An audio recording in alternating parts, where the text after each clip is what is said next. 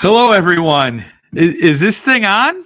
We're there? We're there? Yes, it's dude sweater weather, and I'm here. I'm live. Hello, everybody. It's been a weird few days for me personally. It's been kind of crazy, um, and I'm going to talk about things, but I'm going to talk about the usual stuff. Probably, hopefully, sooner rather than later. I'd like to talk about what happened over the last couple of days and retrace those steps a little bit. But you know what? I think what I need to do above and beyond anything else right now in this moment is to check in with the Magic Duff Bucket. Magic Duff Bucket, what have you got for me today? And if it's like, it couldn't have been timed any better because I needed to have this beer tonight. This was absolutely necessary. This is the Jeff Ward Stout by Rapture Brewing. There's another Rapture now.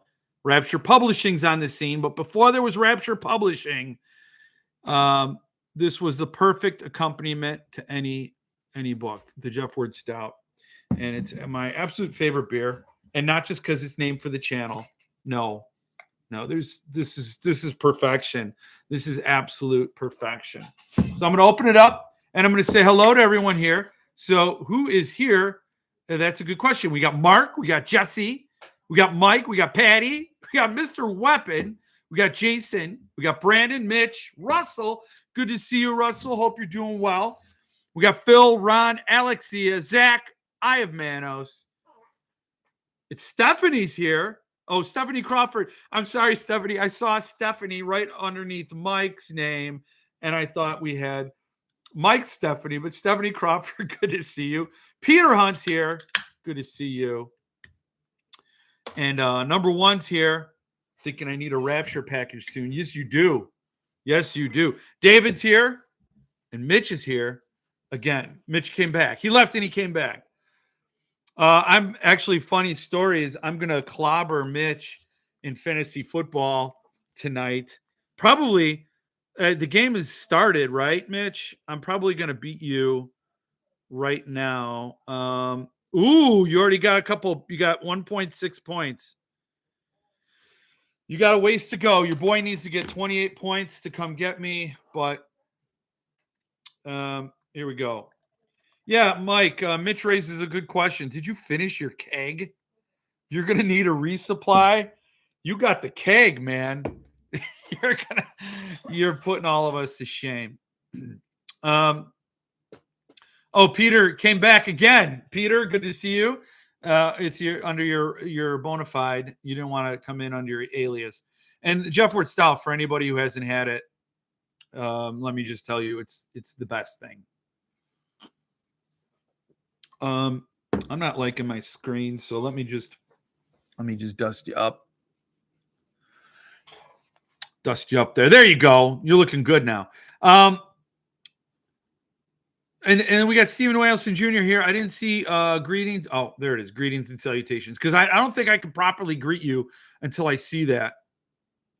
You are teaching him how to fantasy football and lose. I'm getting destroyed again in fantasy. So many players on injured reserve is killing my team. I'm sorry, Brandon. I'm sorry. It's a crazy little league, man. It's a crazy little league. We got 8 teams, and that's fun.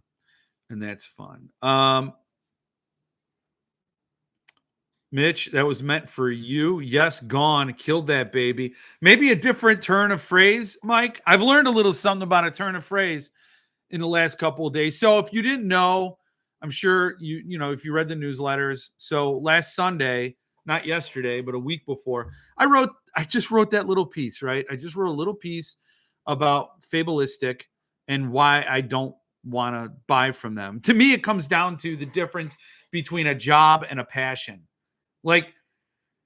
And the people involved at Macmillan, I see it as a job, a very fine job. They're doing a job. They're working for the big publisher, and they're heading up this other, running this other little division of fine press books.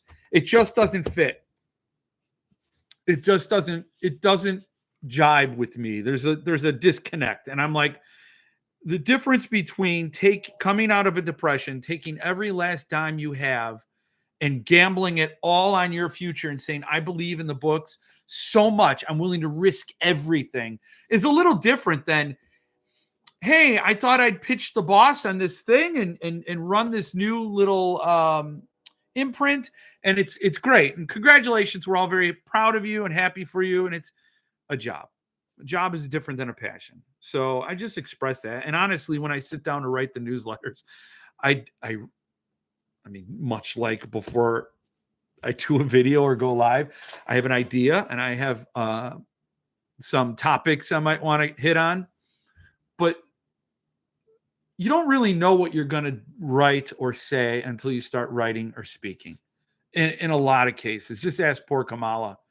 You are in it, right? And then once you're in it, then you discover maybe the nuance, maybe the curves you want to drive down, and maybe the emphasis you want to take, maybe the hyperbole.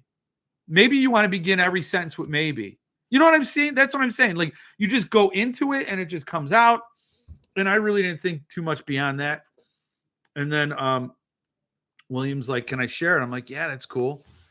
Fine. I write these things and I'm happy.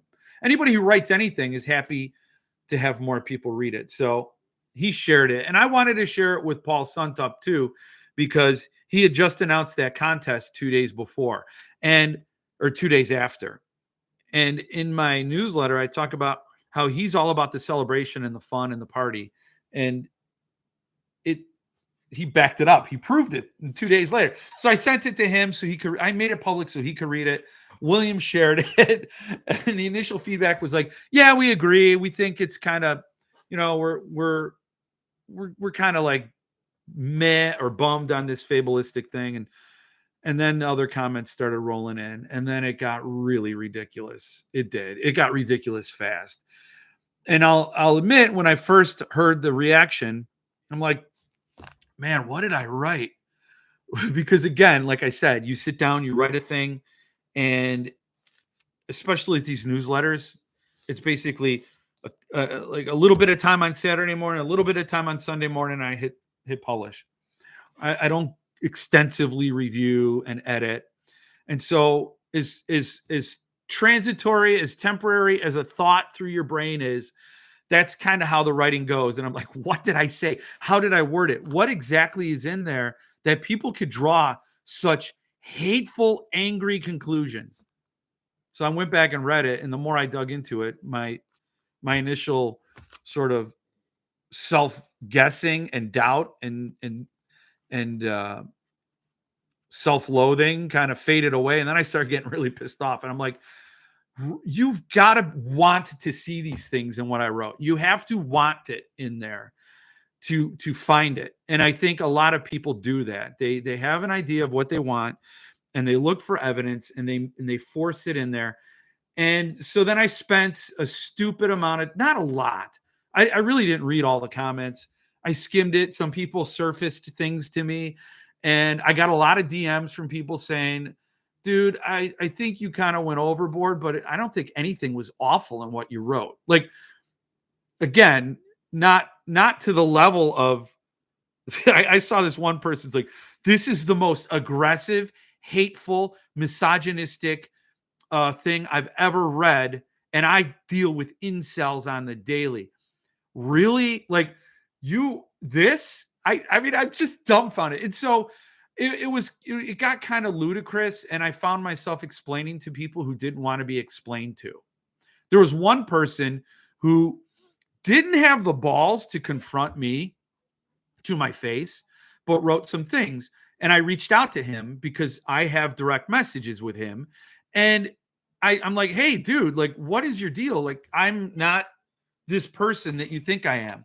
And he's like, if you can't see how you are misogynistic, then there's nothing I could say to you. And I gave him proof in the article. He's like, we're just going to agree to disagree. Oh, okay. I don't know what else to tell you, but I was really hurt that that guy did that, because he has we've talked in the past about other things, and he didn't directly talk to me. And then this other guy who wrote all this stuff. I directly confronted him. And then I realized it's not going to go anywhere. I'm going to spend a lot of time and energy. I'm just going to write a follow-up in the newsletter and let that stand as how I wrote, why I wrote what I did. And then even after I published that, I sat down going, what a phenomenal waste of time. Do people really don't care? They did not care about me, right? They didn't care who it was that wrote what was written. They wanted a villain. I just happened to fill a spot in their day, and I happened to fit a target, and they just took shots. And they don't care to be under. They don't care to understand my point of view, because when I started explaining to people, the one person wrote, "Wow, doubling down on the misogyny." I'm explaining myself. Like, it's not doubling down. I'm telling you that if I read that back and said, "Holy shit, guys, I see what you're saying. I'm going to change that right now, and I'm apologizing to everybody." But that wasn't what I read. And now we're in a situation where you're going to want to believe what you believe, and no amount of my energy is going to change that. And so there were some good discussions that came out of it. There were some level-headed things. There's another person who I talked to in my private messages, and he was like, yeah, I didn't agree with you, but you're making good points, and I honestly appreciate the conversation. And so it can lead to like some change. But when you're so dead set and you're throwing labels like that around, it's pointless. It was a micro baby lesson for me. And very interesting as an experiment, but I did feel stupid. I even saying this stuff now, I feel like, okay, it's over with. The storm passed. Nobody wants to read the retraction. And it wasn't a retraction. Nobody wants to read the explanation. They want to go on believing what they believe. One person actually put my article, my post, into ChatGPT and asked it, "Is this problematic?" And it came back, "Well, this article is problematic for these number of reasons." You asked GPT to do the job of analyzing for you based on this criteria. It is going to discover whatever you want. It is confirmation bias on steroids. You're telling a robot to discern against this preset criteria that you fed it.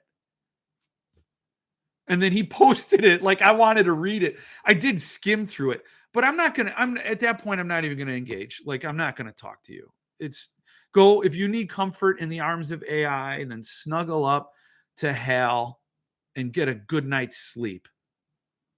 Maybe say, AI, give me some of that sweet white noise so I can go Betty bye. It was so absolutely ridiculous. So anyway, let me see what you're saying, because it's really what I'm here for. Hello, Kevin. Hello, Lance. Kin is shipping this week. Yes. I'm sure you saw my response to all this. Yes, I saw some of the responses on Patreon. I haven't gone in there to respond to each post, each comment, but I will. I always do. And I did see yours. Very succinct, 2-word thing. Yeah. I mean, that is, and here's the thing, because when I first saw this and I started getting angry, I'm like, I'm not going to commit a crime. I'm not going to commit a cultural crime in the defense of my innocence. So in other words, I'm not going to sit there and tell you you're wrong using angry language that is then now considered the real crime. Like, I'm not going to get caught in that trap. So I tried to bite my tongue and not react the way I really wanted to. But what really blows my mind is when I was reviewing the article, I went back and I saw how I actually wrote the piece, and I set any people aside. I set Taylor Armstrong aside. Like, this is not about her. I didn't consult with her. None of this is based on her. It's based on, and I didn't use this word, I should have, the presentation. It's based on the offer, how it strikes me, how it doesn't sit well. It's a bad taste in my mouth. This is just a very special place for me, these small press limited editions. And I don't want to see this star gobbler come down and start to eat up SST and Earthling and Sun Tup. I don't want to see them blot out all these other publishers because they have the money, the resources, and the ability. The one thing they did totally screw up on, if they're going to go in dominate the market mode, they have to undercut their competition. So that collector's edition with an insane print run of 2,500, that should have been $99 or $85. Like, if they really wanted to be a Star Destroyer, that's what they should have done. Not that I want them to follow that advice, but it's just, it's just stupid. Hey, Sean, screw the haters. Yes, thank you. Welcome to the internet, Jeff. Thank you. I don't understand the point of someone putting through ChatGPT. I thought that was stupid. I thought it was so stupid because basically here is somebody craving an authority figure to say that they were right. I told this guy he was wrong. He didn't agree with me. Now I'm going to go to the manager. Hey, manager, can you tell him he's wrong? These are their superior brains that are going to tell me he's wrong. Well, Timothy Harding did a brilliant thing because, okay, that guy that ran my blog through the ChatGPT to find how problematic it was, he then joined the Fans of Fabulistic group that I actually left it because I thought it's disingenuous for me to trash the press and then still be in there. So I left it, but I rejoined to see this guy's post. And he wrote, his very first post was a complaint post against Fabulistic. He's like, here's what I don't like. I can't find your website. There's no shipping. I didn't get a email confirmation when I signed up for your newsletter. I'm like, holy shit, dude, you are just a whiny little shit. And so Timothy Harding did a hilarious thing. He ran his post through ChatGPT and said, is this problematic? And it spit out a super long laundry list, even longer than the guy's post, about how it was problematic. And the guy's response was spot on as usual. Like, because he's gonna, man, he's gonna not waver from his belief in supreme intelligence via ChatGPT. So I thought that was funny. I thought it was really pathetic and stupid, though. If you can't argue with your own brain, then maybe you shouldn't trust your brain to find the dangers where you see it.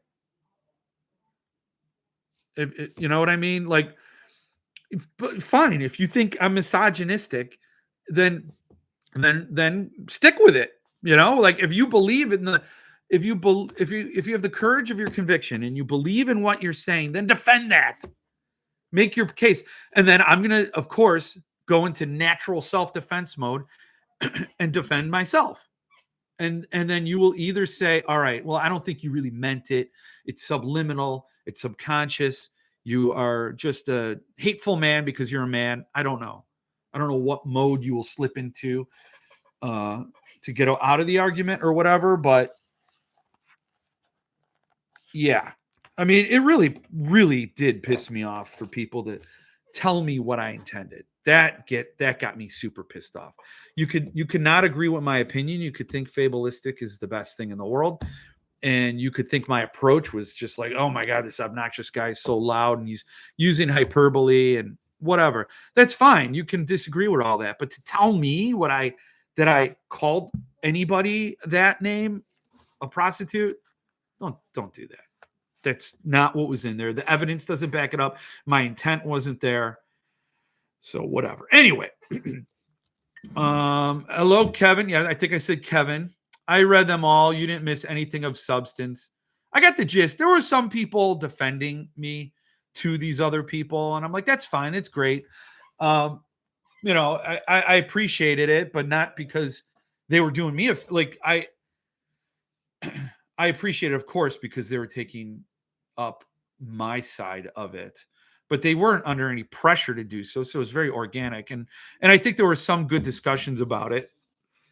But it was goofy. It was really goofy. It was just a waste of everybody's time. I mean, like, Florida gets hit by Helene and Milton, and people are worried about this blog post. So, I thought it was a well-constructed and stated argument, though diminished a bit by companies like Folio Society and Easton and the like. No individual passion there per se, and don't get the hate. Yeah, Ron, that is a good point. Easton Press and Folio. Yeah, I mean, I guess it's where they're starting from. They've built the business. Are they? I mean, in that regard, they sort of they came at it. They really don't have a personality, so that is a good point.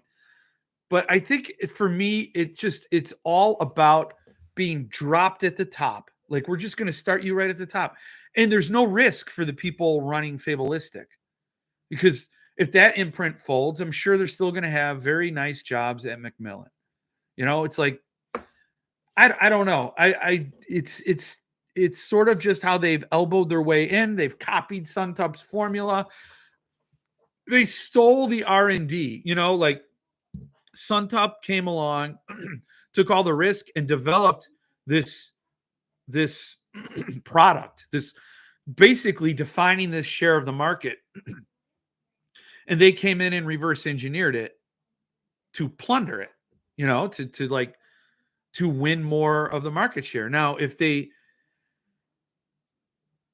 do things right, they could blot out the Sun, and I think the other big four might come sniffing too. Look, they did it. They're over there. Where's our fine press line?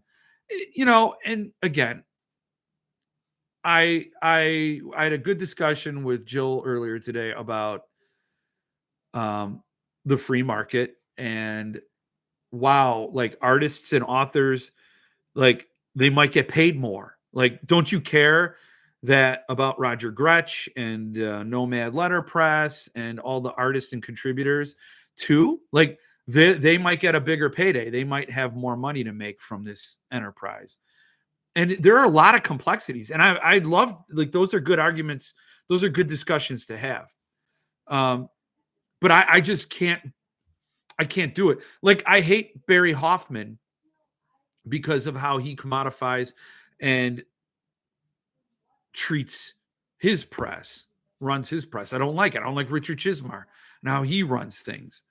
And so, like, that's why I always talk about the four Pauls: Paul Miller, Fry, Suntup, and Goblersh at Thunderstorm. Brian James Freeman, undying loyalty to that guy. It's a very different business than, like, if I drink Coca-Cola and I can get it from Walmart for $19, or I could get it from Costco for $15. I'll buy it from Costco. It's the same product, like, then I don't care. But with books, it's just a different thing for me. And anyway, so I appreciate that. Those haters need to go back to their safe space and stay there. Those people were so ridiculous. I couldn't believe the blowback.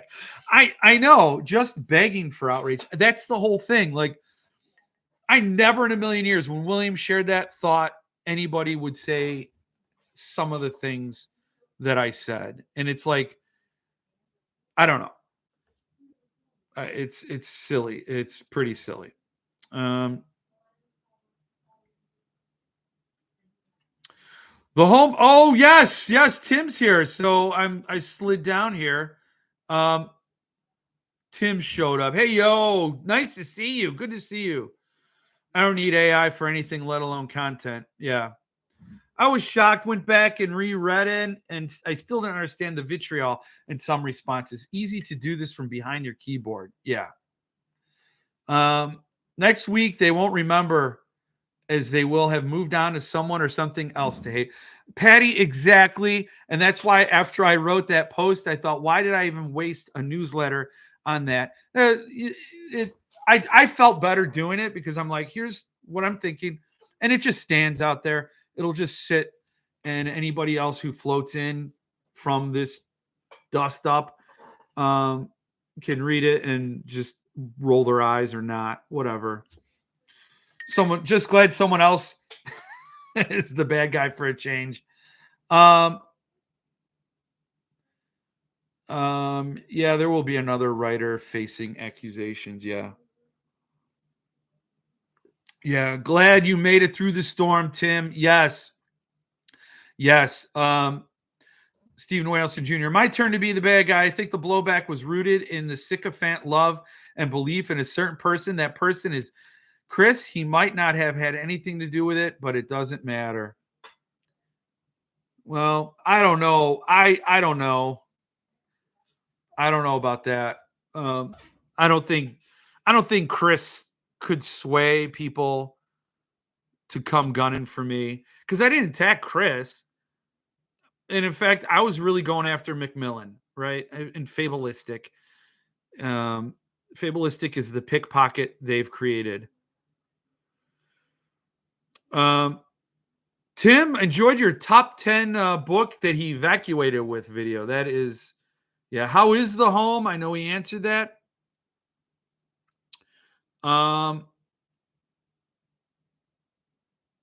You give Chris way too much space.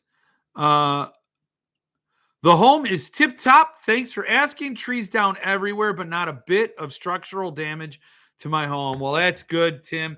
Glad to hear it. Cheers to you coming through the storm. Christopher Bowers, I don't know if he's around. I got to reach out to him. He had a lot of trees down. That was from Helene in Tennessee. And thankfully, he didn't have any structural damage either. That's why I really got to get these trees away from my house. So I'm glad you came through the storm unscathed. Really like the 10 book video, though, not the events that led to it. No. And I'm glad you had another place to go to. I'm going to have to check out that video. I saw it come through and I wanted to watch it, but I was busy. I was busy. As a message, would you give a guy a foot of massage? You got your technique down? No, I don't. I don't touch the feet. I don't touch my own feet. I don't wash them in the shower. No, I do. Feet are feet, you know. To me, fabulistic sounds too much like fatalistic. Not a fan of the name. No, I'm not either. And I got her. I'm going to share that in a minute. She wrote a post. Taylor Armstrong, who heads up Fabulistic, wrote a post. So I wrote my first why I won't be buying from Fabulistic a week ago on Sunday on the 6th. And she wrote a post on fans of Fabulistic on the 8th, on that Tuesday.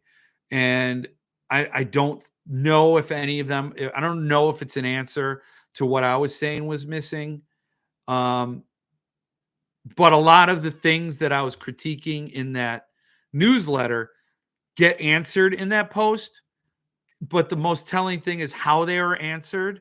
The whole tone of her post, it feels very, very corporate and it reads like an article you would read on LinkedIn or somebody's resume. Like, wow, I'm very proud to be the director of Fabulistic imprint for Macmillan. I love books, and I think I love them as objects of art.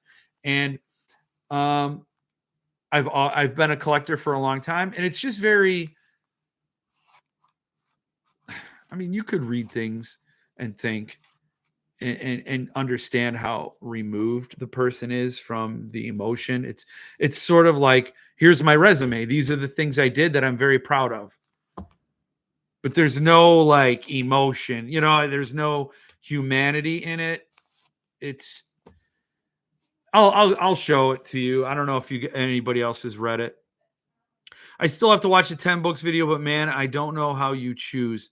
I'd have to rent a U-Haul. Oh my God, yeah.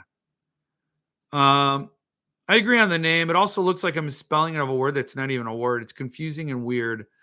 And the name of the press, Fabulistic, is a very unique word, and you would think that it would score high on search engine results. So you type in a Google, Fabulistic, their site should be number one, the very top return, because who are they competing with for that name? For that exact word. It's a made up word. It's not attached to anybody else. So how do they get outgunned in the search results? It was very weird when I went to look them up. When I was writing my piece on the 6th, I looked it up to see what I could see to inform my article. And the search results were like, they were like way down. It was odd. In fact, the article announcing that Macmillan was doing an imprint scored higher than the actual website by a lot. I don't know if it's adjusted by now. You know, those things change. It'll probably get served up more once Google realizes, oh, no, somebody just didn't have a stroke and hit a bunch of keys. They're actually looking for this press. Okay. Easton and Folio aren't trying to come off as artesian press, though. No, they're not. No, and I think that's Fabulistic is trying to wear our costumes and crash our clubhouse. The only beef I have with Fabulistic is they priced me out. That is on them. I just won't buy it. If they get it right, in my mind, I'll buy in. Fair enough. Like, that's what I said. That's their one piece where they can, if they're going to come in like a wrecking ball and drink everybody else's milkshake, then they're going to come in below where the other presses are. And that's what Walmart does. It's like they come in, they have everyday low prices, and then it just doesn't, the consumer who wants nice things, but also is tempted by that nice price, will just go, yeah, sorry, I could buy this Centipede press Frankenstein, but Fabulistic just did Frankenstein for cheaper. But see, that goes cross purposes to what they want to do. They want to come in and pick your pocket. They just have to do it with a sleight of hand. They have to just go right under. If Suntop is selling a $600 edition, they need to sell a $500 edition. And then, of course, if they're paying authors and artists more money to like, you know, you're paying Nomad. Let's just say a publisher pays Nomad Letterpress $50 a copy for the books they print out. I don't know. Let's just use that number. And Fabulistic's like, well, I want Nomad Press to do my books. I'll give you $150 per copy. Ridiculous, I know. And if they're getting 3 times the money from Fabulistic, guess what their schedule is going to do? Well, we're not going to turn down Fabulistic. We make 3 times the money that these other publishers pay. And so the resources are tied up. And then if they're paying artists to work on their stuff because they make a premium, then they're spending more money than these smaller presses, and they're charging less than the smaller presses. Though that math doesn't add up either. They got to find that fine tune it if they're gonna come in. But what they did really, in my opinion, for the loyalists like me, who they'll have a very hard time winning me over. I mean, it's like an impossible time. You're never gonna, like, there's gonna be a certain segment that's gonna be like, whatever. I'm not going for that. I'm sticking with the presses I love and rooting for them. So, yes, Tim, that's a good point. The money part. Chad's here. Good to see you, Chad. Now I'm scrolling back too. Easton Press and Folio aren't primarily limited run publishers. They'll print an edition 7 to 8 times if it keeps selling. The prices are a lot lower for quality that's just as good, if not better. Yeah, I think Folio editions are better than that collector edition. Maybe they thought you're being bearish on Fabulistic or whatever press and being bullish on Suntop. Most of those people in those groups, as opposed to collectors, so they take offense on anything negative. Yeah, I mean, they thought I was really kissing Paul's ass, and I really don't care about that feedback. I'm not going to sit and justify what I love about the press. I mean, that's an opinion. That's a pure opinion. And if you think I'm coming in too hot, that's fine. But that's a dead end conversation because I'm not gonna like, oh, you're right, I should hate them, or I'll tone it down how I feel. Brian James Freeman is awesome. I won an Arc of the Jump Tribe. So did I, and I'm getting it tomorrow. I'm thrilled to get it. If you're not aware of what the Jump Tribe is, and you had to look it up, hold please. Then this is it. This is the Jump Tribe. Apparently, Clive Barker did a series of drawings that became plush toys. And then he wrote a story for each plush toy, like he did for Tortured Souls. And it's now this book. But this was back in 2005. So I don't know what was up with this, but I don't know. Subpress is now doing a limited of it. And he gave a bunch of arcs to Brian James Freeman. And I'm getting one, and it's coming tomorrow. I couldn't believe it when Brian James Freeman sent that to me. So that's that. And I'm so happy to get it. And it's pretty wild. And it's written for younger audiences, but as a huge Clive Barker fan, I couldn't believe I was selected. Folio clearly has an English style for their books. Just look at their illustrations. Yes. I like Folio and Easton Press for what they are. I do too. Easton Press is doing a limited of Slaughterhouse 5 that looks amazing for like $350. Did you see it? Well, luckily for me, I have it pulled up to share. So this is Slaughterhouse 5, not Slaughterhouse 5. Slaughterhouse 5 limited edition, $400, only 5 monthly installments of $79. So it's illustrated with specially commissioned artwork by Ukrainian artist Igor Karash, personally signed by the artist himself. I don't know how to get the pictures big, but I think you could see it. I don't know why. Access free shipping. I don't know. I'm not going to do free shipping. But I think it's gorgeous. I love the format of it. I love the horizontal. The sheds they were among were outwardly like thousands of other sheds they had passed. There was this difference though. I've never read Slaughterhouse 5. It's out of stock. Out of stock. Out of stock? Oh, it's a pre-order. Okay, October 28th. Okay. All right. Well, anyway, that was that. I thought it was beautiful and worth sharing. So I did. I shared it because I wanted to. Brandon, you also won an arc of Jump Tribe. That's cool. That's cool. Yes, and hello. No, not hello, Chad. I did say hi to Chad. I'm not catching up. Levidian is doing Clive Barker's Jump Tribe. No, that is Subpress. Bill gave Levidian a bunch of arcs that he then gave away. Chad, reading one of your books right now will not right this instant, but you know what I mean. Which one, David? I'm glad to hear it. He's fantastic. Oh, no, I never said that. I said maybe the Chrysophants just did it out of their own blind devotion. Oh, so that's what I'm saying. I don't think he commands that cabal that you attribute to him. I don't think he is that Svengali you paint him as.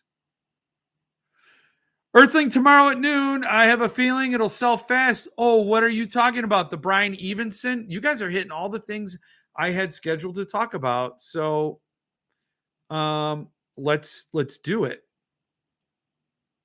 Easton Press. Altman's Tongue. Yes, if you are of a mind to jump over and get this, it's Altman's Tongue. You could pre-order it tomorrow. And pre-order start tomorrow at noon Eastern. Altman's Tongue, the 30th anniversary edition by Brian Evenson. Your boy Mitch swears up and down that this is someone I need to read. A few days until pre-order start. Well, it's tomorrow. In addition to John Langan's original and astonishing introduction, or is it a story? You be the judge. Brian Evenson penned an extensive afterword and story notes that provide fascinating insights into his debut book written 30 years ago. So I have no idea about Brian Evenson, but man, Mitch is selling him hard, and I feel like I need to get it, but I don't know. But just because Mitch is telling me, so I don't know. Mitch, should I get that book or should I get the Carved in Salt chapbook? Mitch, see what you do. Now you're recommending things that are going to compete. Yes, Earthling at Noon is a must buy, and I've never read the guy, but if Earthling is doing it, I'm buying it. See, and why? Because Paul Miller is a saint, a gent with a passion for the books. It is why he is one of the Pauls I called out in my thing. Exactly. You're now like, I am buying it. That's how I used to be with Cemetery Dance. I believe in these guys. I believe in these people. And so it is a group, it's a community, and like you root for them and you want them to succeed. And you're not going to get that with Fableistic, which is fine because they're like, we don't want friends, we want money. And fair enough, go for it. I don't know who they're going to publish. I don't know what those editions are going to look like. I don't know who's signing what. I will say I'll have a crisis of conscience if they do a Philip Fracassi, because on one hand, make that bank, Philip, and if they pay Francois Vaillancourt a shit ton of money, make that bank. I want those two guys to succeed. If they do an Anya Allborn, I'm going to want it. If they do Josh Mallerman, Tyler Jones, Chad Lutsky, I'm going to want it. I'm going to want those authors to make bank. And, I think if all the other presses I love are doing well, they're going to be on a list. Like, if everybody else is doing okay, then maybe I have money for that book or for you. But yeah, not if they price it out at 2,500 print run for like 3 times the money it's probably worth. Yes, I can't wait for the Carved in Salt. Yes, that's up for pre-order right now, and I can show that to you. You should have already ordered it. But here we go. There's the featured items. Numbered edition is up. I don't know if it was subliminal, Mitch, but I pulled up the site and I saw Rapture, and what did I do? I immediately took a sip. Carved edition, numbered in salt. Carved edition, numbered in salt. Now, if that ain't a form of dyslexia, I don't know what is. So there it is, Tyler Jones. Get it. Carved in Salt by Tyler Jones, limited to 150 numbered copies, printed on 70-pound uncoated white text with a vellum green cardstock cover. Saddle stitch, staple binding, 6x10, which really pisses off Stephen Dwayne Allison Jr. After the death of his wife, a man is determined to prove to his children that the afterlife is real. That is dark, Tyler. Tyler, that is dark AF. But it's also beautiful, too, and heartbreaking. Wow. That whole little synopsis right there is its own story. It's my first time reading it, because here's the thing. Rooting for Tyler Jones to make money, and I'm rooting for Mitch Hall. Again, there's so many ways to get business. There's so many ways to make sales. But there's only one way to get loyalty. Nobody's loyal to a blind, faceless corporation. Nobody. If somebody came into town, if there's a staunch Walmart shopper getting cheap prices, and then another place comes to town with better service, better selection, and even lower prices, what's going to happen to that loyalty? When you base your loyalty on prices. No. I mean, it's just until the next lowest price thing comes along. So, yeah, but I got this. Excuse me, I got this chapbook coming my way. Just out of loyalty, but also I know Tyler Jones is going to kick all the ass, and I know Mitch Hull is going to care about what he does. So, because all the other thing is passion builds, the loyalties from the customer to the publisher. The passion is from the publisher to the product. And if they have a passion for it, they're going to be they're going to be harder on themselves. They're going to have a keener eye for quality control or QA, quality assurance. They're going to care about what they're putting out in the world and sweat it, which is a great thing. So passion breeds a better product. That product and the passion also gets loyalty from the customers. Why didn't I write that? I don't know. Again, you cut a vein and bleed, and then it all comes out, and that's where we're at. So what are you all saying? It's a PR post. It is. Let me see.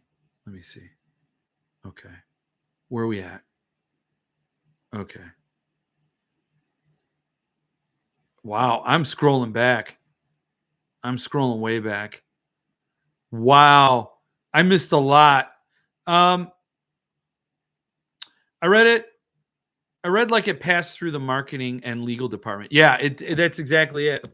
Her post. Earthling presented to us for Cassie and Jones and now Rogers. I support Earthling. It took me about a week to figure out the Suntup Latin phrase, but I think I finally figured it out and today to submit for the contest. Well, I hope you win, Brandon. I didn't do it. Gotta go. Okay, no, Peter, you're probably already gone by the time I get to it. I'm sorry. But I'm glad you were here. Out Behind the Barn definitely sucked me in. I wanna know what the heck is going on with those guys. I'm sure I'll be finding out soon. Wow.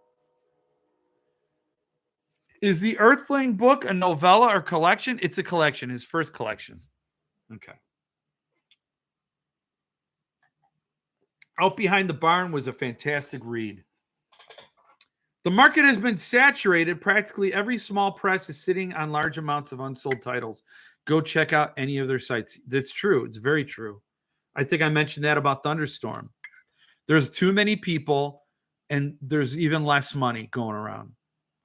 When everybody was cooped up from COVID and they couldn't go out and enjoy like real life, they bought things online and they had saved money from not going to restaurants or theaters or anything. So they're cooped up, stir crazy, had the disposable income, because the economy was being strangled at that time, but it wasn't dead yet. And they spent the money, and that was the boom. And all the presses started to replicate that model, and they came out and they started setting up their own shops, and the tide goes out because eggs are $8 a dozen or whatever, and now people are like, oh well, shit, I got maybe $200 to spend, and that's going to go really quickly nowadays with all the juicy titles that are out there. Centipede's crushing people. It's just harder and harder to make it work. So yeah, it is saturated. I love seeing the man with four names telling it like it is and calling it down the middle. Yeah. Yeah. I gotta go see. Did you reply to that? Thanks, Mitch. I feel like I'll be missing out if I skip, though I've never read Evenson. Is that a bad reason to buy a book? That's why I bought my first Fracassi. It's what, it's again, you gotta, do you trust the titles that Paul Miller selects? And I will say this, in a private chat with Philip Fracassi, he loves Evenson. So yeah, I really, really value Philip Fracassi's opinion on titles. He recommended Confederacy of Dunces, and he's all about the Magus. And I got to read that just on his record. I mean, I have it. I'm going to read it. The John Fowles novel. It's like Philip Fracassi's favorite book. So if he says he's the real deal, he's the real deal. I don't think Fabulistic will be freely giving out arcs randomly anytime soon. Why not? They should. That would be a smart goodwill gesture to get people excited. Because there's nothing more exciting than seeing the book in the wild, and then everybody sees it out and they're like, oh, look, that's a thing that exists. Look how happy that person is to hold the book, and look at the art and all of that stuff. That would be a good move on their part. Evenson is brilliant. Legend. The story notes and afterward he wrote for that specific release is worth the price of admission. Wow. That cover of the limited Slaughterhouse 5 reminds me a lot of the cover, the Levidian edition of The Dog Stars by Joseph Heller. Yes, that's the first thing I thought of too. I mean, it's a plane. It's a wartime plane. A bomber or whatever. There's going to be sort of similarities, but that's interesting because the die cut involved. I'd love to get Altman Tongue, but I got another pre-order later this month I have to save for. Exactly what I was saying, Stephen Dwayne Allison Jr. That's a bummer. Well, get Evenson after you. What? I looked up as much as I could find on this book, and it doesn't sound like something I'd be interested in. Are you talking about Altman's Tongue? Okay. Jeff, you better get Carved in Salt. Jones is a must-buy author for you, right? Yeah, I'm getting it. I'm also getting the lettered. Definitely. Yeah, I'm just not interested in ever buying a limited edition of a public domain book. Nope, not going to do it. It's not. Yeah, I agree with that. I think that was a stupid move. Another stupid move. Another misfire. They got it. Like, look what Paul Sontup did. He took every last penny he had to start his press with a signed Stephen King book. Put him on the radar. Got everybody to follow his newsletter. And I do remember when his first non-King book came out and he announced he's doing 2 rights tracks. One rights track is for King only, and the other is for all other authors. And I do wish he had broken it down by author, but whatever. A big headache for publishers to match numbers. It is. And anyway, because seriously, I would love to get the rights to Hellbound Heart because I have a Magica. And if he's like, hey, everybody who got the numbered Magica now has rights to the numbered Hellbound Heart, oh, my heart would explode. And I would have to get a numbered. Right now, I'm not planning on getting a numbered. I'll probably just stick with a classic edition if that's what he does, or an artist edition if he doesn't get Clive to sign. So I'll just stick with that. But man, that will kill me. It's just like Swan Song. I would need a numbered. And yeah, I wish he tied it to the author but whatever. I do remember when he announced Haunting of Hill House. It was on the radar. Everybody talked about it, and it didn't sell out immediately. People were like, eh. And I was one of the first 25 to buy it. And hooked ever since. And then Horns, and then blah, blah, blah. And then I think there was a big upswing. But a lot of that momentum was from that Stephen King signature. Boom. Had Fabulistic taken their best author, the one they have, whoever it is, I don't know who the roster of Macmillan is, and they are like the sexiest title by a hot author that's going to get everybody to take note, and it'll be like, damn, you walked in on the scene. That would have been a much better move. Bigger, better, cheaper. That's the hand they should play. But they're pretending to be artisanal, and boutique and small. You're not small. So therefore, they do all this stupid stuff because they probably have a team of market research analysts who are telling them, well, if you want this X number of dollars, you need to, this will justify your upper management overlords. So you have to hit this mark. So now they're not aiming for a beautiful book. They're aiming for some sort of profit high watermark. And so public domain brings those costs down, and they could maybe put them elsewhere. I don't know. I am getting covered in salt. Jeff already has the bundle, or at least he better. I do, yes. Get drunk and buy more carved in salt. Dude, congrats on the first launch and sales. Yes, cheers, Mitch. For sure.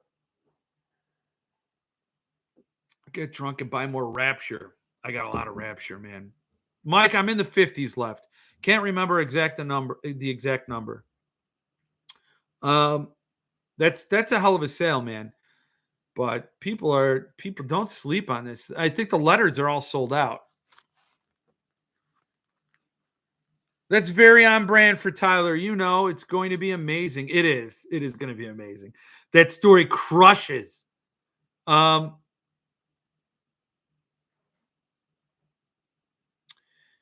wait to get mine. Can't wait. Walmart always matched prices, always low prices and all that. And then they took the match guarantee away. Well, they only did that after all the little shops had been decimated. Yeah, which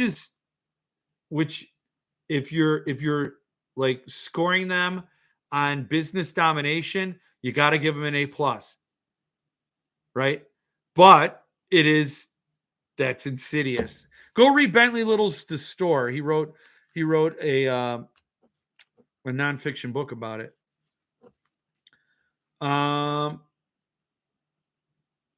Mitch, I can't take it anymore. I absolutely can't wait. Well, you better get them. You better get it out, Mitch. When Philip and I were killing time in Oklahoma, we went to a bookstore and I ended up with a few Fracassi Rex that day. Oh, yes. You did mention that, Stephen. Dwayne Allison Jr. Yeah. Yeah, no, you can't go wrong. That Mad Black Wheel SST, I'm hoping it doesn't sell out soon. Need to get some other books this month first. There are some public domain books I'll collect. Poe, Huxley, Brave New World, Fitzgerald, Stoker, Shelley. Yeah. But do something unique, with those public domain works. Your chat has no vocal, just visual. Keeps going in and out. What? I'm sorry, number one. I don't know what that means. Other people have had no issues. I'm sorry. Let's see what it says. My Mad Black Wheel is on the way, and Stephen Graham Jones arc is coming with it. Going to be a nice package when it gets here. That's awesome. But I wanted to share with this with you guys. Brave New World coming from Lyra's, I think. Yeah. Or was it Arite or Amarythine? Anyway, if you saw my one video, this is the Witch Tree arc. The rarest of the rare. This is a sample. Look at that sample. I shared it with you on my unboxing, and it is even rarer than a lettered.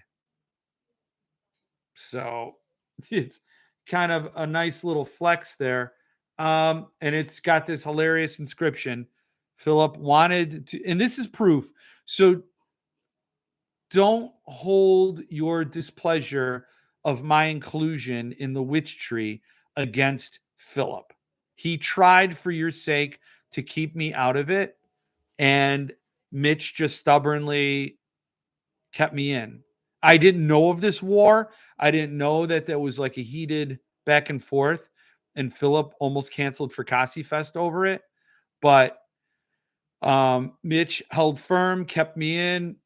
Philip calmed down, and now we have this.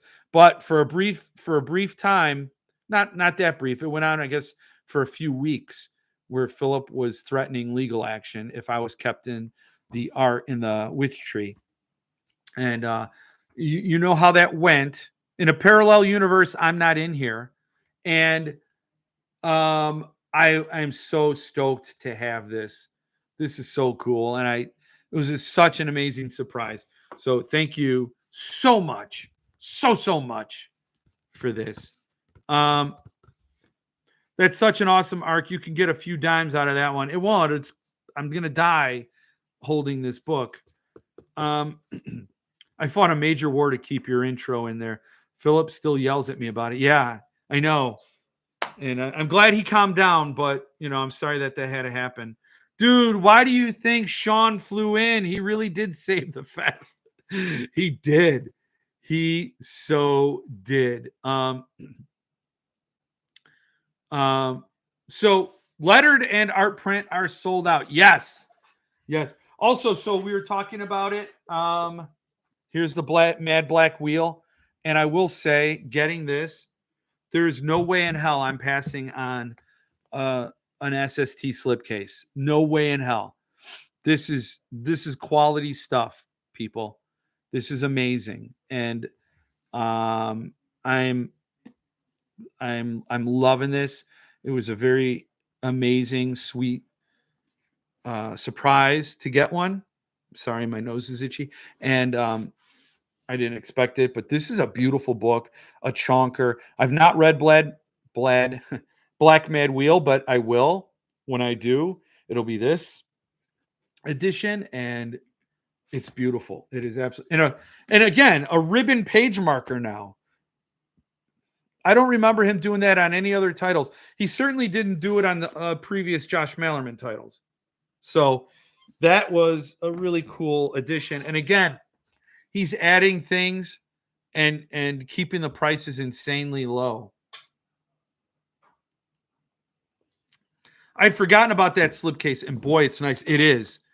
It's like, if you can remember way back when Cemetery Dance did quality work, it's like one of those. It's like it's very substantial. Like, I didn't realize how substantial Cemetery Dance slipcases were until I got like a Folio Society or a Borderlands slipcase. They're just cheap crap. And I got a Zeissing slipcase that's just cheap. I mean, let me just say, like, I would prefer a cheap crap slipcase to no slipcase. So Folio Society slipcases and such, keep them coming. I like it. I love slipcases. I prefer them. I'd prefer to have a cheap one than not. But this is the real. This is a beautiful slipcase and very well constructed, and you can't not be happy with it. That slipcase is sick as hell. I don't have any Malerman cases. I passed on it. Only cases I have are the Stephen Graham Jones ones. I don't think they did any other Malerman slipcases. He only did My Heart is a Chainsaw and The Angel of Indian Lake. Am I getting that title wrong? I think he only did those two. And he's probably going to do Don't Fear the Reaper. So I don't think they did Malerman. And if they did, then I have to go back and buy. I looked. I didn't see any. That slipcase is beautiful. I love that it matches the naked hardback. Love that red foil. It's beautiful. It's quality stuff, man. That Mad Black Wheel slipcase looks nicer than the Stephen Graham Jones ones. Huh. Yeah, I haven't seen those. So you can compare it, but that is a gorgeous. That is a gorgeous. Mike, that's the first Malerman. Yeah. He told me he might go back and do the rest of the Malermans. That will kill me, but I will buy them. The only problem I have with SST is having to wait and pay for the high freight time and cost. I'll tell you, man, it's not as bad. Folio is a lot worse. And I think all told, what I'm paying for SSTs delivered is like cheaper than Midworld. It's cheaper than Subpress. So I'm not complaining about the price point there. Mitch needs to do a Rapture chapbook slipcases after 5 books or so. Hey, yeah, nah, slipcases should follow the year. So, Stephen Dwayne Allison Jr., what would be the problem of doing a Rapture slipcase? different sized chapbooks, right? Right? But that would be cool. And everybody who gets a bundle gets that automatically.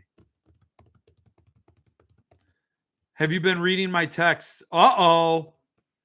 Go to Camelot and get them. Save shipping that way. Yeah, have to wait a little longer, but it is retail. See, that's how you hack the system. Go to Camelot, who are also two good people who get loyalty because they're good people and not just business people. They care about their customers. They do good customer service. Yes, I effing called it. I know you did. Does anyone know when Subpress is doing Dark Carnival? No, I don't know. I don't really follow Subpress. They just had a newsletter today, and I was like, okay. I don't know. They dip their toe. They go somewhere else. Why not a Rapture clamshell, Kevin? Yeah. Why not a Rapture clamshell? You know what? Here's the thing I got. This might get noisy. Don't worry about it. Here's the thing. When you collect, you get a lot of ephemera. Ephemera, am I saying that word right? And you get a lot of stuff that comes with the books you buy. And you don't have anywhere to put it. But I had this box I saved from the garbage. And it's got sparkles on it. I don't really care. It's got a magnet enclosure. It's really cool. And I put all my ephemera stuff, whatever. Like, for example, all this book plates, notes from folks go in there, like bookmarks that I don't want to leave in the books or destroy. They all go in here, see? And then it's just like a magnet. Now, Mitch, do something like that, man. Do a clamshell like that. It doesn't have to be leather bound. It could be something real nice and cool to have the flapper on the cover. And it's fun.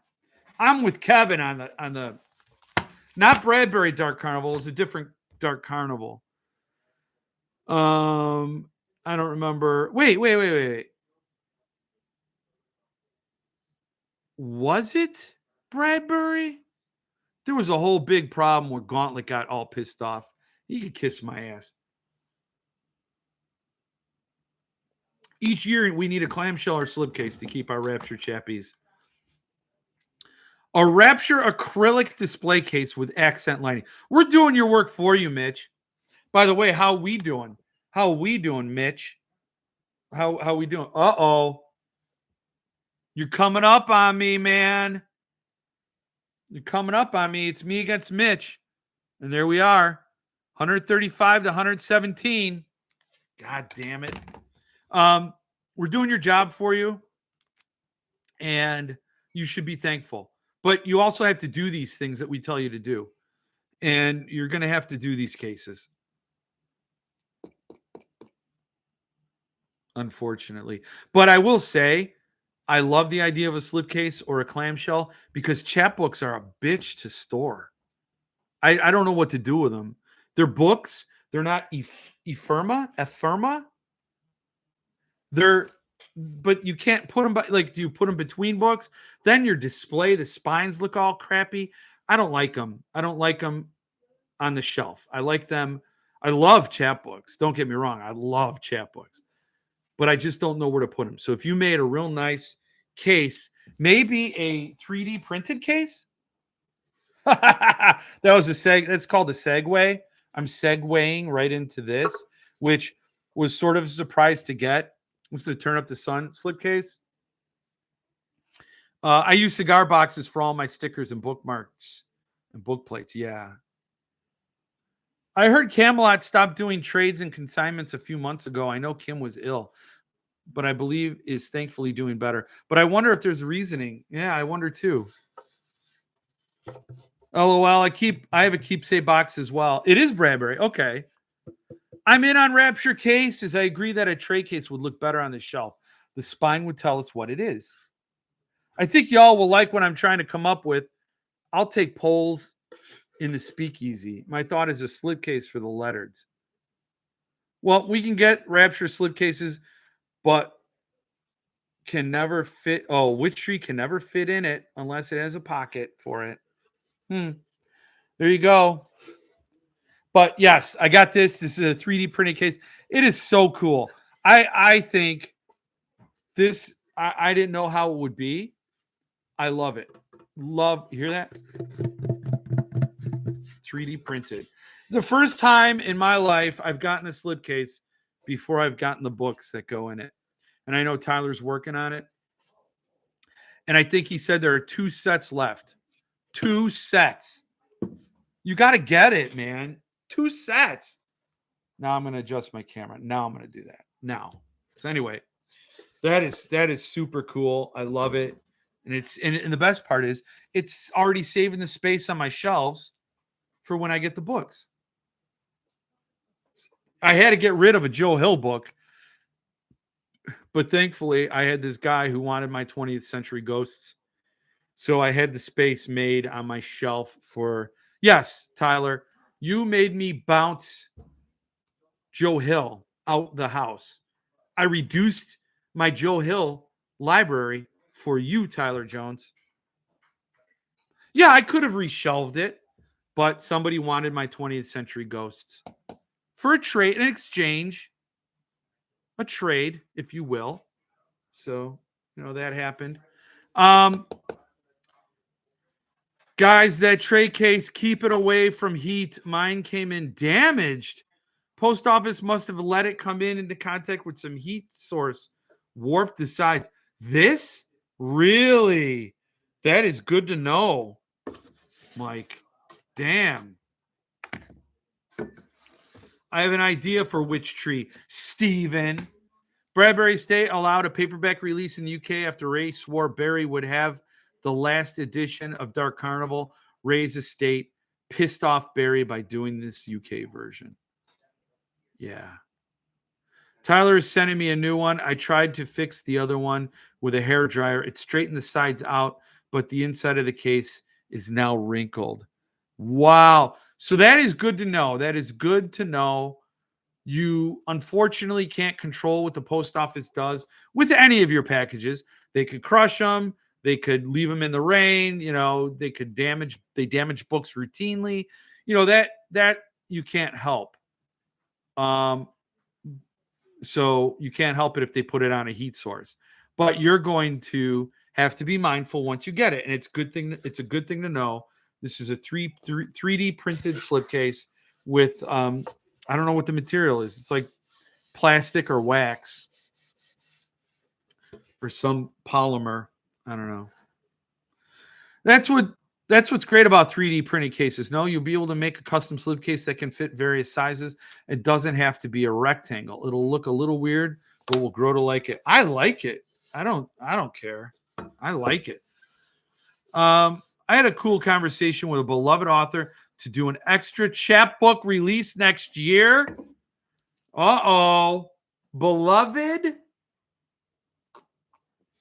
Hoffman still has unreleased published Bradbury stories. That's a reason I'm mad at Barry. Yeah. Mitch, I hope it's Stephen R. King.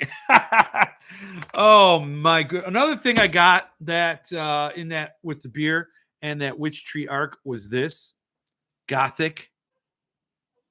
The Spanish language edition. This is a far better book than I thought it was. And I saw it on the table, the Witty's table. Witty wasn't there. Something happened, and she wasn't at the table. But they were selling these, and I didn't get it. I was messed up that weekend, really messed up. So I passed on it, and I told Mitch, I want one. Do you have any? And he says, yeah, I have one, and it's signed. And I said, put me down for it. I want it. And, I'll give you some money and send me some beer with it. And he did all that. But am I glad I did? This is really, it's got French flaps. This is a amazingly beautiful paperback. Very well done. I am so glad I didn't let this pass. I don't speak the language, but It looks good on the shelf, and it's another signed Gothic that is in my collection. So that's 3 foreign language editions for Fracassi titles, and he's one of the very few authors that's worth that honor. If Bradbury's most recent collections of new and unpublished stories is any gauge, I wouldn't get too mad at Barry. He may be doing us Bradbury fans a favor, protecting the legacy. Philip, that's who Tim is hoping is the extra chapbook. 3D cases are definitely a great idea. Wow, Toni Morrison. Yeah, he's doing Beloved as a chapbook. That Gothic is awesome. I love mine. Very high quality. I know it is. That Gothic PB is so nice. Yes, it is. It is. It is. I mean, and I'm glad I got it. And I don't know how many are floating around or where you can get them from or if there are any signed ones left anywhere. I wish I could direct you. I got this from Mitch. He said he had one extra. So now it's here. It's in the Jeff Terry library. And it'll stay there till I die. And then right after that, it'll be sold in a garage sale for a quarter.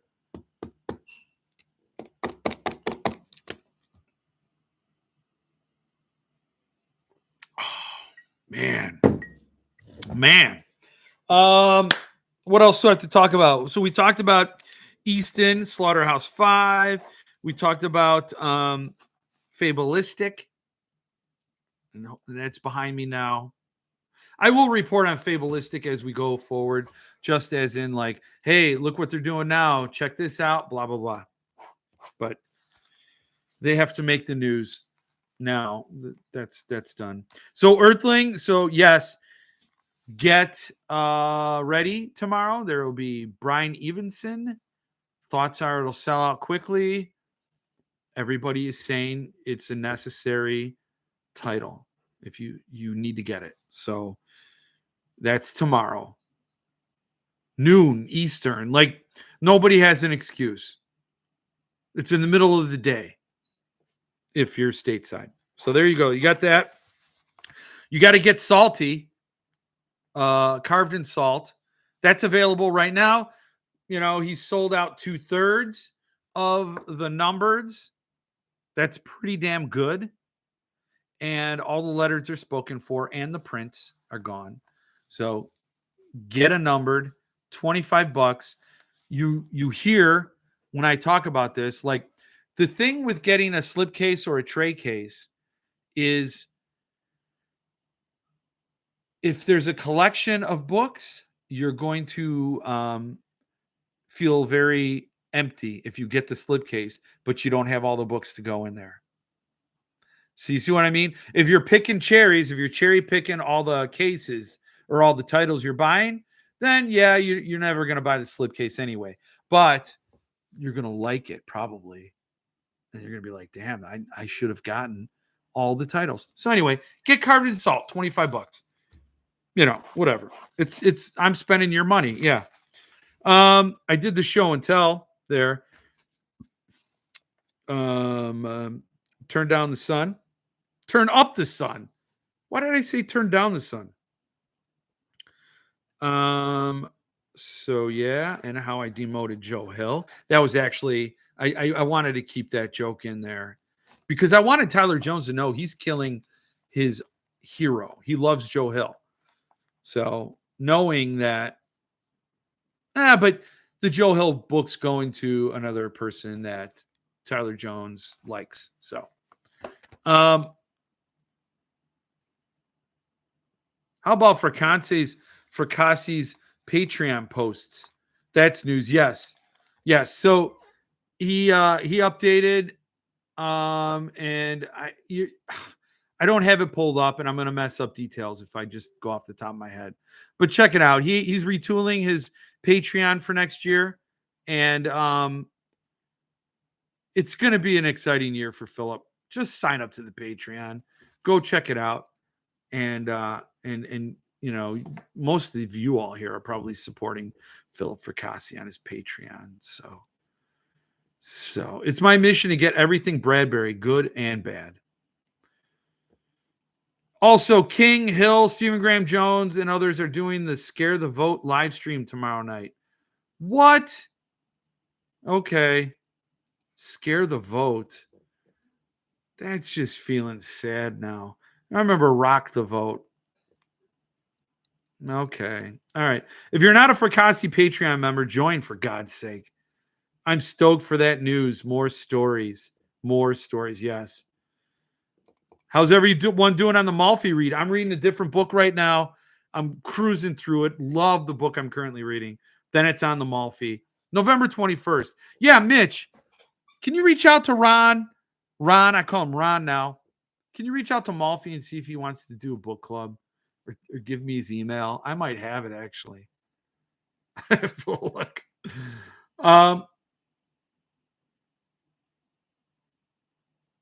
Me too, man. Always love hearing an arc is coming. What arc? What?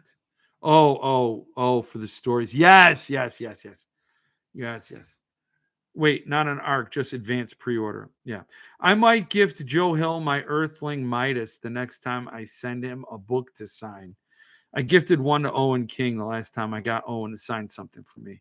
Jesse, I don't know how you know all the people, but you kick ass. I think you told me how you know all the people, but still, you kick ass. That is really cool. That is a cool thing to do. Yeah, I can reach out to him. What's the date again? November 21st, 8:30 p.m. Eastern. Yeah, maybe if you ask, it'll mean something to him. And if I ask, it'll be like a hard no. It's up to you to sell the channel. So Gothic, Black Mad Wheel. We talked about Jump Tribe. So the last thing I got to talk about is I got this book. This is the Barnes & Noble edition of the new Jason Rekulak book, The Last One at the Wedding. And Jason's crossed out, the wedding, at the wedding's crossed out, and it's just last one. So I don't know what that means. But everybody talked about Hidden Pictures. They loved it. And I bought that. I haven't read it. So I saw, who was it? Simon & Schuster, Scribner? I don't know. Somebody was offering a free signed book plate. They were doing the Richard Chismar model of selling books. Like if you send the receipt in, you get a free book plate. So I bought one from Barnes & Noble. But here's the thing. Don't ever buy from goddamn Barnes & Noble. Look at that. They just cram the book. Like at least put the book in a bag and then put the book in the box after it's in a bag to protect the dust jacket. No, they just shove it in the box and ship it out. And it gets like that. The dust jacket is jacked. And I think there are dings on it. So again, it's kind of it's really pissing me off. It really, really does. And I don't like it. But I have to read this guy eventually. So I can't buy his books and not read them. But this is the Barnes & Noble exclusive with bonus content. So what I would recommend is you walk into a Barnes & Noble and get the exclusive content edition. I don't think you could send in and get a book plate anymore. So if you got a substantial TBR, then maybe just wait for the paperback. I don't know. I don't know what to tell you, but I did that. That's the thing I did. And you're like, this is also like a confessional. I come here and confess that I did this thing, and I want to tell you about it. So that's where I'm at. That's where I'm at for this week. Yeah, okay. So that really does take care of, let me scratch that out. Takes care of the whole list today. The whole list for Monday. And we're at an hour and 24 minutes. I didn't get the stink eye because I'm right in underneath 10 o'clock Eastern. So I'm like in a safe zone right now. Let's see where we're at, Mitch. Mitch. How much game do we have left? Oh, you're at halftime. I'm a little worried. You might beat me, man. You know, it's halftime. It's 135 to 117. I'm winning. You're not projected to win. So that's good. That's good. I'm happy to beat you. But that's it. That's really all I had prepared. I was kind of hoping, this is facetious, this is sarcasm. I was kind of hoping some of the haters would have showed up. Maybe we could have had a discussion. You know, maybe don't forget to order your memorials. I almost did. Well, actually, Goodreads is doing a giveaway for memorials. I was going to sign up. I will read the book if it's free. I'm not paying for it. I'm not getting into their little schemes. But I would, if somebody gave me a free copy of Memorials, I will read it and I will review it. I'll be happy to do that. And I'm hoping I hate it. No, I'll keep an open mind. Maybe I'll like it. I don't know. The Malfi read is moving space. Is moving a pace or a pace. See, I figured it was a pace, but the Rapture Brewing and my advanced age conspired to turn your A into an S.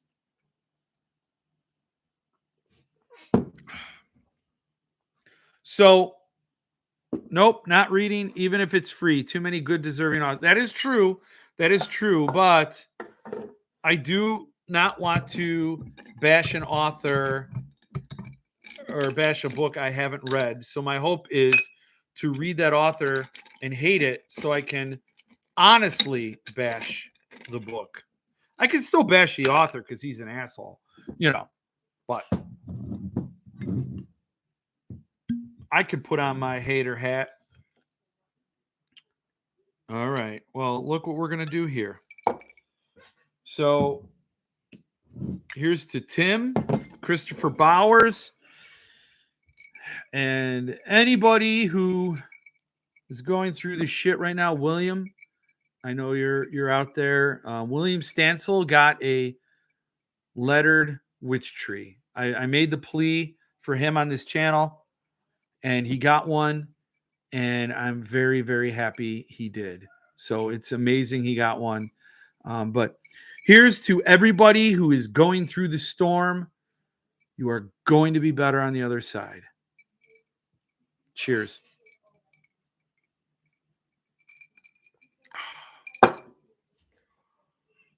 Some of the storms are literal.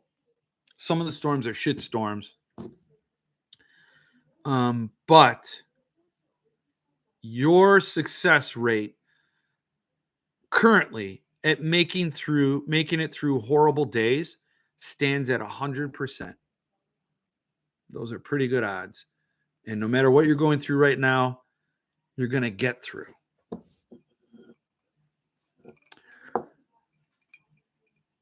But you have read Girl on the Porch, right? It's just more rubbish. Yes, I have read Girl on the Porch. I'm going to do a Girl on the Porch book review. That's coming up. I'm going to do that. I'm going to film that. Anyone else notice the slight shadows on Stinger in Teacup? No. I should read it. I should watch it. So anyway, yes, cheers. And be nice to the FEMA people. Oh, boy. Cheers and have a great week. Yes. Yes, Kevin. Cheers to each and every one of you. Thank you for being here. Thank you for being with me through my storms. And I hope to see you again next week and have some fresh drinks, fresh books, and some laughter. Till then, I'll talk to you all later. Stay frosty.